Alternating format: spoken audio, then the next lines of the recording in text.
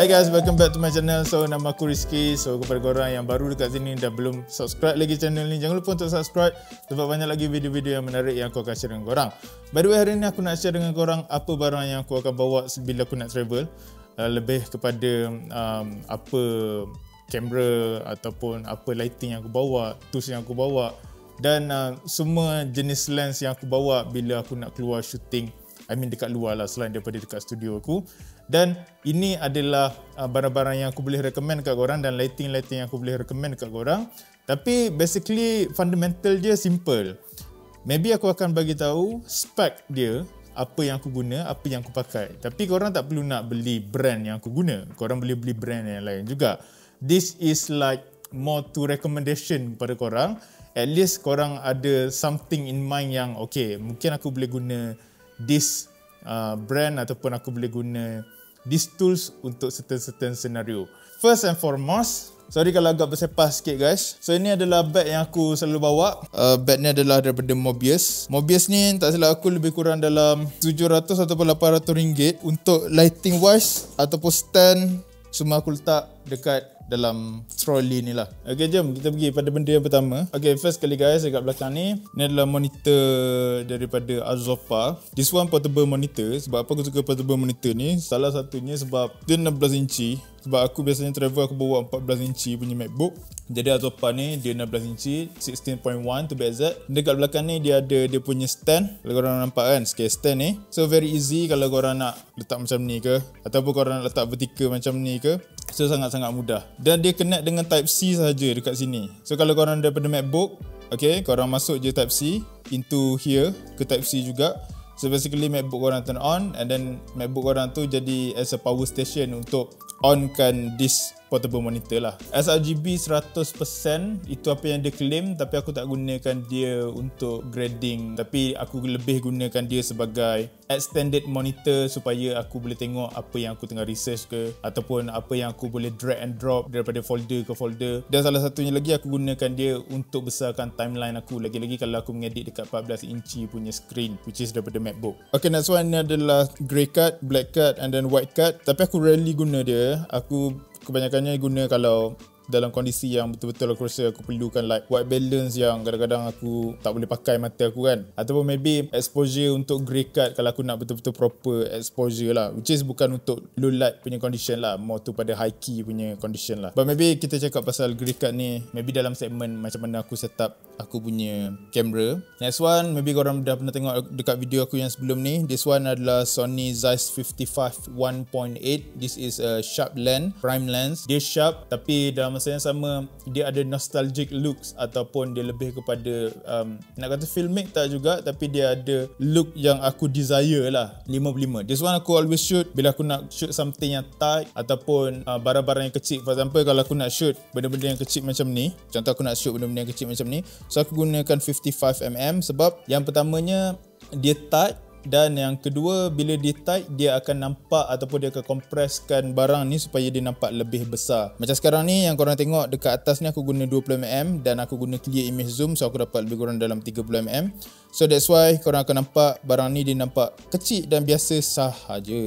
Next one adalah 35mm f1.8. This one daripada Sony, also prime lens. Dia nak kata terlalu sharp tak juga, tapi one of on the go punya 35mm yang aku selalu pakai lah bila aku travel lah. Okay, ini pula adalah kabel untuk Azopa yang aku tunjukkan kepada korang tadi, iaitu monitor tadi lah. Untuk ND filter wise aku guna Nisi Vario. Aku suka Nisi Vario ni sebab dia memang true color, maksudnya dia tak ada color shifting. At least kalau ada pun mungkin sedikit, tak begitu kuat. Dia punya vignetting pun tak terlalu kuat. Dia bukan tak ada, sebab variable ND dia akan ada, maksudnya dia akan ada color shift, dia akan ada tint shift lah, dia akan ada tint shift, and then dia akan ada juga dia punya edge pattern ataupun vignetting tu. Tapi this one dia tak strong sangat. Cuma satu je yang aku kurang suka, this one ada je dekat mana-mana ND, tapi aku lebih kurang suka sikit dekat sini daripada brand yang lain. Kalau aku shooting something yang contoh macam aku shooting phone kan dia screen, dia OLED display ke LED or anything yang related dengan screen. Basically dia akan ada color shifting dan blue light yang strong. At first aku ingatkan masalah tu dekat lens aku sebab time tu aku shoot pakai lens murah kan. Tapi bila aku try buka, rupanya dia problem dekat Nisi Vario ND ni. Tapi korang boleh adjust dia. Korang just pusing, cari sweet spot untuk korang tak nampak shifting ataupun color shift tu lah. Next up adalah Saramonic Ultra. This one aku tengah guna sekarang ni, jadi korang boleh dengar mic daripada Saramonic Ultra ni. Aku dah guna dia memang sangat-sangat lama juga, since daripada Saramonic ni keluar until now. Dan aku always guna 32-bit float features. Even sekarang pun aku guna 32-bit float features. First sebab aku tak suka nak pasang wire banyak-banyak, and then aku just auto sync saja dekat Resolve, and then aku just drag and drop seperti mana aku shoot dengan 24-bit lah. Dan dalam masa yang sama, bila korang shoot 32-bit float ni, korang boleh cover banyak data untuk audio korang lah, untuk low, mid dan high. Next up, this one kalau aku shoot pakai phone, aku selalu pakai juga Komica VM30. This one untuk kamera boleh, untuk korang punya phone pun boleh. This one small, lightweight, murah, tapi dia lebih pada macam kalau korang nak buat quick content, this one very good. Aku selalu recommend daripada dulu Komica VM30 ni kalau korang content creator. Dia tak ada banyak setting ke apa ke, dia mostly like plug and play, tapi the quality is there. Next stop adalah Tofu Light. This one aku dapat daripada free sample. Aku gunakan dia sebab satu, kalau aku perlukan light, sebab contoh macam A7S3, ZV-1 ataupun FX3 dia menggunakan 12800 untuk second base ISO dekat slot 3. Jadi kalau aku guna light yang kecil macam ni pun dah boleh compensate aku punya shooting bila waktu yang sangat-sangat gelap, which is malam.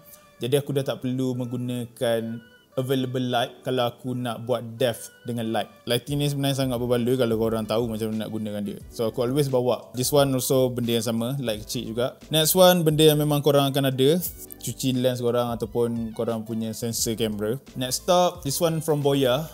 This is a new mic.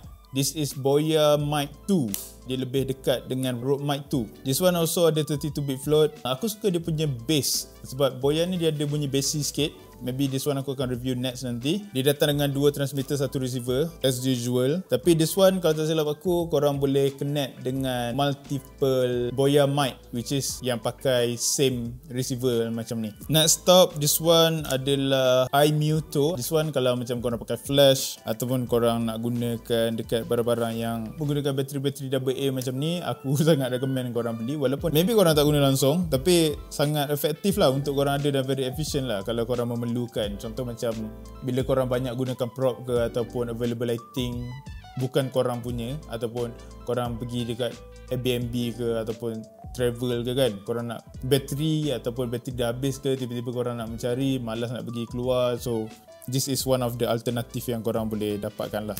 Next stop adalah Bromas punya starter kit, and this one pula adalah small stand ataupun small tripod untuk aku punya light. And ini adalah yang paling aku suka, adalah Mixpad 11C Mark II daripada Nanlite, sebab this one just guna bateri saja, walaupun dia boleh je direct, tapi korang boleh guna bateri juga. Dan this one aku gunakan dia as a kicker light, ataupun aku guna something similar scenario macam aku gunakan this one untuk low light condition. Tapi this one dia lebih kuat sikit lah, dan dia ada soft light. So kalau aku nak buat dia as a key light bila emergency, ataupun korang nak shooting something yang nampak-nampak ala-ala cinematic, nak gunakan depth daripada korang punya light, so this is one of the sources light yang korang boleh gunakan, iaitu Nanlite Mixpad Mark II, iaitu 11C. And next one, light lagi juga. Aku memang suka light sebenarnya. Kalau korang tanya aku memang always beli banyak-banyak light yang kecil macam ni, sebab aku suka buat dia as a practical light, ataupun nak carry mood lah dalam scene-scene aku bila aku shoot malam. Like aku nak buat RGB ke, ataupun aku nak buat contrast ke, complement colour ke, ataupun anything yang macam tu, mostly aku akan gunakan light-light yang kecil macam ni. Sebab satu, dia senang nak sorok. For example, kalau macam aku buka light ni and then aku letak dekat sini kan, memang korang akan nampak like sources of light tu ada dekat sini, tapi korang tak nampak light ni. Itu maksud aku. Maksudnya kalau korang letak dekat mana-mana tempat, contoh macam kat sini kan, aku jauhkan dia sikit, so korang dah tak nampak light ni, walaupun sources of light tu ada kat situ, walaupun sikit, but korang boleh create depth ataupun korang boleh create mood lah dengan light yang kecil-kecil macam ni.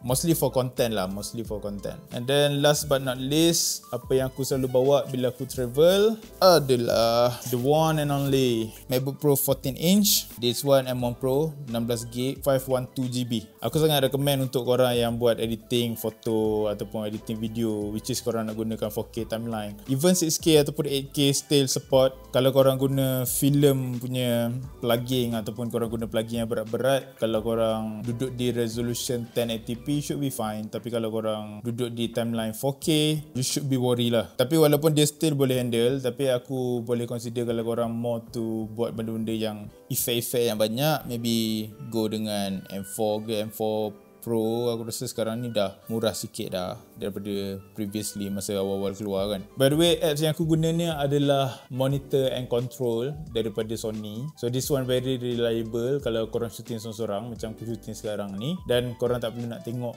skrin yang kecil dekat korang punya kamera.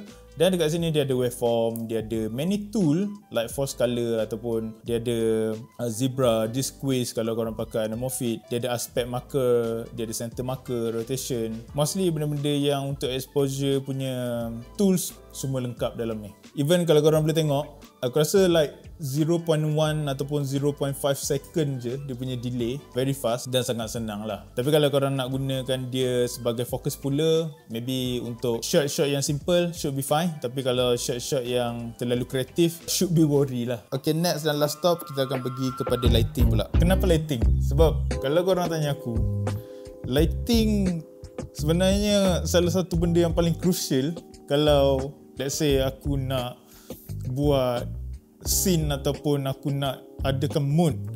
Sebab kalau korang just guna available lighting macam aku guna sekarang ni, which is masa siang hari kan, kalau aku guna light yang daripada luar sahaja, bukan tak boleh, tapi korang akan limited dengan apa yang korang dapat saja, which is korang tak boleh nak control.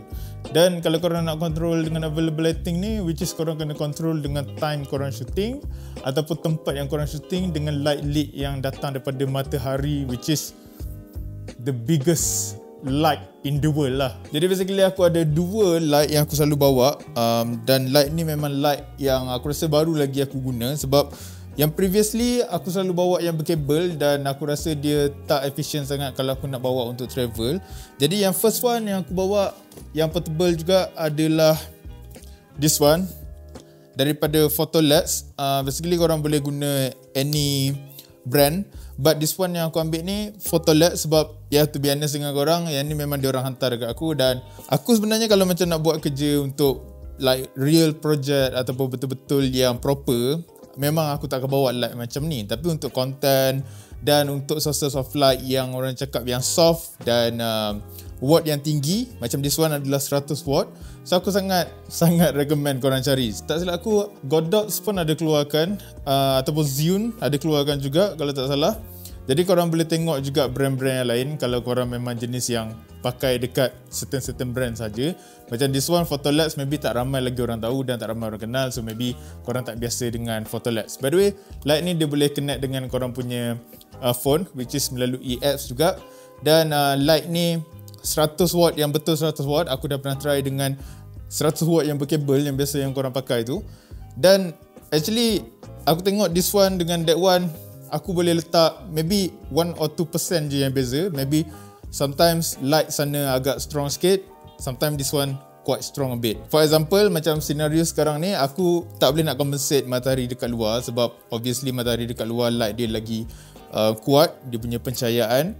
Dan korang boleh nampak sekarang ni dekat aku punya tingkap, memang aku dah tak boleh compensate, so aku terpaksa untuk raise-kan sikit aku punya aperture, lower aperture aku dan raise ISO sikit. Sebab sekarang ni dah agak gelap sebenarnya, supaya aku tak nampak gelap, aku terpaksa buat macam ni.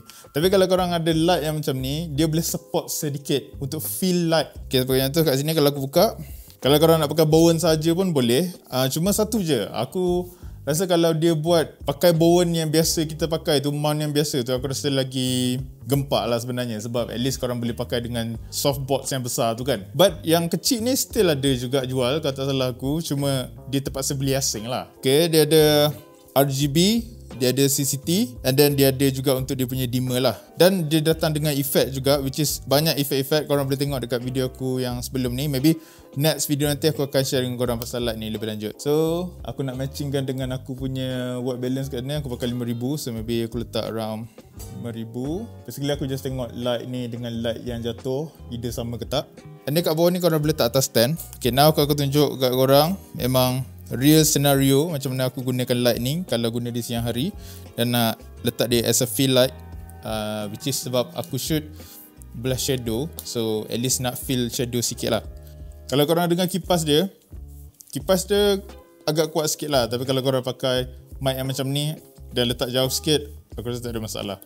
This one aku pakai max 100%. But seperti mana yang korang tengok, ini dengan light ni, dan now aku akan tutupkan dia. And then korang akan nampak agak gelap sikit. Tak salah pun kalau korang nak shoot macam ni, tapi kalau korang nak like proper expose sikit dan korang tak nak looks yang agak crush shadow ataupun nak shoot terlalu gelap sangat di sisi, korang boleh fill dengan light yang macam ni. Okay, maybe kalau korang nak slowkan sikit, maybe korang boleh letak around 50% dan korang letak dekat sikit. Aku lagi prefer korang bounce lah. For example like macam bounce ke dinding ke kalau korang pakai wok yang besar, ataupun bounce dekat reflector ke, and then bounce balik dekat korang, so dia lagi nampak soft lah sebenarnya. And of course cara yang lain korang better pakai softbox lah dengan grid, so lagi softer lah nampak. Tapi secara overall this light memang sangat-sangat membantu sebenarnya. Kalau shoot malam aku tak ada apa nak cakap. Lampu yang macam ni memang tak ada masalah langsung. Korang nak shoot dekat mana-mana pun kalau malam lah. Kalau siang maybe macam ke arah petang sikit macam ni, dia boleh compensate lah, ataupun boleh feel light lah sikit. Tapi kalau malam, no problem at all lah. Next stop daripada Photoleds juga, dan Photoleds ni diberi juga. Tapi kalau korang nak beli pun, aku rasa korang boleh je beli Photoleds ni. Tapi kalau korang tak nak brand daripada Photoleds, korang boleh beli juga daripada brand yang lain, which is light yang macam ni, projector light. Projector light ni, which is yang korang selalu nampak yang ada bentuk-bentuk dekat belakang tu, ataupun korang nak buat mood ataupun nak buat scene lah. Contoh korang nak buat scene tu nampak macam korang tengah duduk dekat tepi tingkap ke, walaupun belakang korang tu just dinding kosong je, tapi korang nak nampakkan macam korang duduk tepi tingkap dan korang di pagi hari, so korang boleh buat mood tu. Lepas tu dia datang dengan banyak filter juga. So this filter basically like this is for hard light, and then this one, the last one, untuk korang mount filter. For example kat sini aku ada filter untuk bentuk yang macam ni kan. Okay, so basically bentuk-bentuk yang macam ni korang je letak je dekat tengah dia ni. Kau letak macam ni je, so basically dia akan keluar daripada sini. So aku akan tunjuk sikit ke korang. Yang best dia, korang boleh panjangkan sikit, which is nak besarkan dia ataupun nak besarkan dia ataupun nak kecilkan dia, which is nak tajamkan dia. And then korang just buka je yang dekat depan dia ni, and then korang gantikan dengan this one yang aku tunjukkan dekat korang tadi. Oh, by the way korang hati-hati lah, sebab dia punya cookies ni agak tajam sebenarnya. Kalau dia duduk dekat dalam case macam ni okey, tapi kalau dia dekat luar dia tajam macam ni. So korang kena hati-hati. By the way, this one dia ada RGB juga. Dia ada RGB, and then dia ada banyak mode juga sebenarnya. Semua ada dekat sini. So this one kalau korang nak tukar ke RGB ataupun korang nak tukar dekat mode, dan dekat sini pula nak tukar dia punya dimmer ataupun nak toggle dia punya menu. So sebagai contoh, kalau aku letak kat sini, dan korang boleh tukar color temperature macam ni. For example kalau kat sini aku nak dia lebih warmer sikit, okay, maybe aku letak kat situ, then boleh tajamkan dia sikit. Kalau siang hari maybe korang tak nampak sangat, tapi kalau malam memang nice lah, ataupun tempat yang agak gelap. Sebab macam sekarang ni sources of light dekat luar agak kuat lah, dan lampu kecil ni dia just 15 watt ataupun 13 watt je, so dia tak kuat sangat. Tapi korang boleh nampak dia still visible lah. So basically itu saja guys yang aku nak share dengan korang, apa yang aku akan selalu bawa. So recap sikit, aku always akan bawa 35mm, dan yang aku pakai sekarang ni 20mm, 55mm, and then aku bawa aku punya Ceremony Ultra. This one untuk aku punya main mic, and then untuk phone pula aku gunakan Comica VMO C. Aku ada tersalah cakap Comica VM30 tadi. Actually dia Comica VMO C. So Comica VMO C ni korang boleh gunakan dekat any phone dan dekat any devices lah. Okay guys, thank you so much for watching. Kepada korang yang masih belum subscribe, jangan lupa untuk subscribe, dan maybe next video nanti aku akan share more lagi about lighting dan more stuff about videography, tag ataupun any tips untuk korang. So see you guys on the next video. Take care guys.